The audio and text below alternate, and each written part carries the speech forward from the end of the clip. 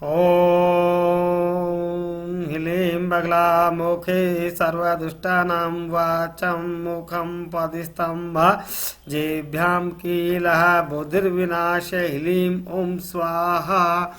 सभी सज्जनों से निवेदन है कि बगलामुखी माता की जय बोलो तथा इस मंत्र को कम से कम 11 बार नित्य करने से किसी भी प्रकार के शत्रुओं का जो भय है, बीमारी है एवं कर्जे संबंधी समस्याओं को दूर करने के लिए कारगर सिद्ध होती है। आज हम आप सभी को नलखेड़ा स्थित माता बगलामुखी का मंदिर और धूमावती के मंदिर के बारे में विस्तृत रूप से बताएंगे।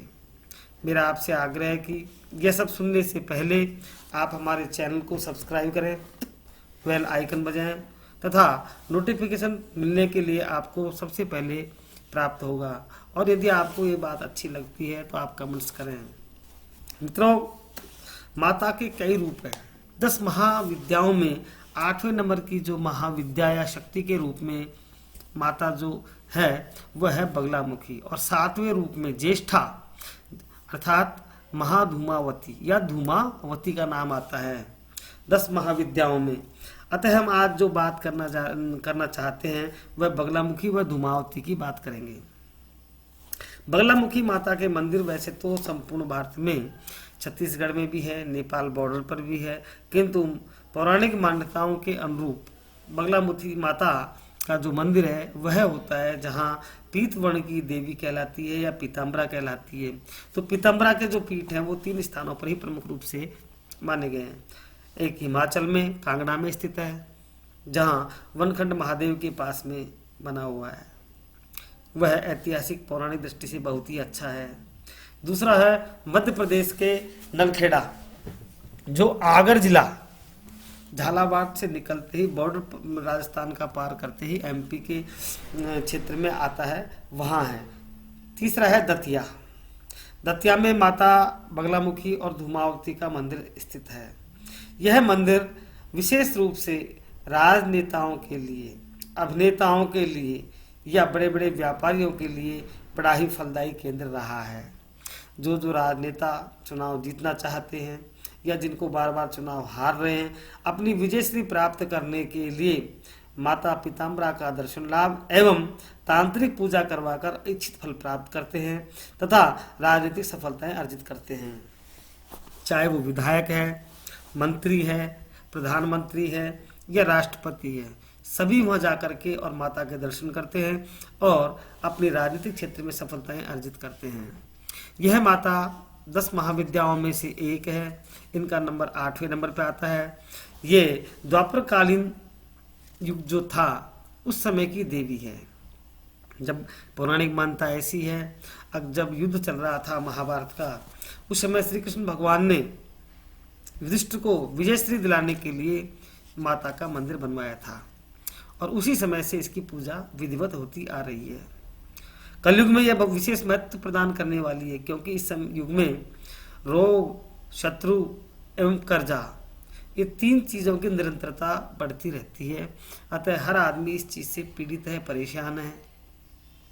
और ये जो माता है इसके 10 रूप है महाविद्या के, जिनमें सबसे पहली है त्रिपुरा सुंदरी, दूसरी है काली, तीसरी है बगलामुखी, चौथी है भूमावती, 5वीं है मातंगी, 6ठी है तारा, 7वीं छिन्नमस्ता और 8वीं है षोडशी। और इस प्रकार से ये जो माताओं के मैंने नाम बताए हैं, इन माताओं में सबसे जो महत्वपूर्ण है वो बगलामुखी का नाम लिया जाता है। यह जो स्थान है नलखेड़ा का और दतिया का, जो दोनों स्थान हैं, इन स्थानों पर दूर दराज के देश विदेश के सभी लोग आते हैं और अपनी समस्याओं का समाधान प्राप्त करते हैं। यहाँ तंत्र पूजा होती है। यहाँ जब हम प्रवेश करेंगे तो यहाँ का जो प्रवेश द्वार है वह सिंह द्वार है। माता के मंदिर के सामने कछुए की मूर्ति है।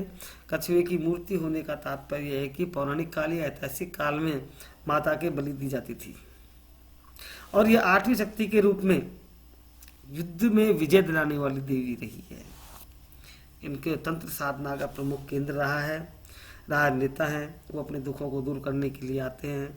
जिन लोगों के नवग्रह की शांति करानी है, काल सर्प की है, अनिष्ट निवारण है, इन सभी के लिए वह पूजा होती है, हवन कुंड है।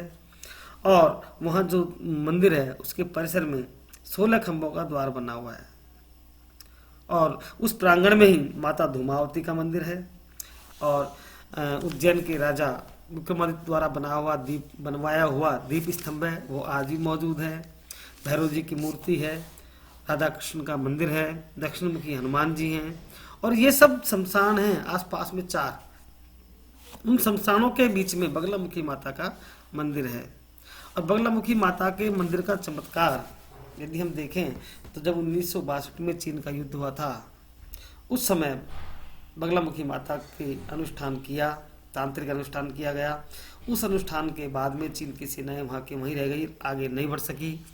इस प्रकार जो बगलामुखी माता का मंदिर है उसका विशेष महत्व है, दर्शन का विशेष महत्व है और वहाँ की तांत्रिक पूजा का विशेष महत्व है।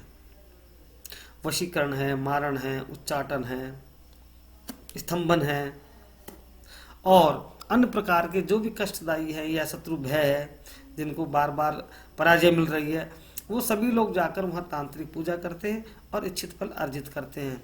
इस प्रकार जो बगलामुखी माता का जो मैंने बताया है, तीनों स्थानों में से दतिया का प्रमुख माना गया है, दूसरा नलखेड़ा का है और तीसरा हिमाचल का माना गया है। इसके साथ ही धूमावती माता को हम झाड़ू माता भी कहते हैं। इस झाड़ू माता है उसका भी विशेष महत्व है। उसके दर्शन केवल विधवा ही कर सकती हैं, विवाहिता स्त्रियों के लिए निषेध है। इसका मंदिर केवल शनिवार को सुबह प्रातःकालीन पूजा के समय या फिर 2 घंटे दर्शन के लिए खुलता है। और धूमावती माता के दर्शन विवाहित महिलाओं को निषेध है, क्योंकि वह डाकनी या कालनी के नाम से भी जानी जाती है। क्योंकि जब भगवान शिव से वो कहने लगी अब मुझे भूख लग रही है, तो भोलेनाथ ने कहा अगर आप ये कुछ व्यवस्था करते हैं, भोलेनाथ जी उस चीज़ को भूल गए, उसने भोलेनाथ को ही निगल लिया। तो भोलेनाथ वापस अपनी माया के द्वारा बाहर आई, तब उसके बाद इनका नाम धूमावती रखा। इनके भोग लगता है पकौड़ी का, कचौड़ी का, नमकीन भोग लगता है इनके, और उससे प्रसन्न होती हैं और शत्रुओं का हरण करने में, शत्रुओं का विनाश करने में और विजय श्री दिलाने में धूमावती माता का भी उतना ही महत्व स्थान है या महत्वपूर्ण स्थान है जितना कि आपके बगलामुखी माता का। नमस्कार।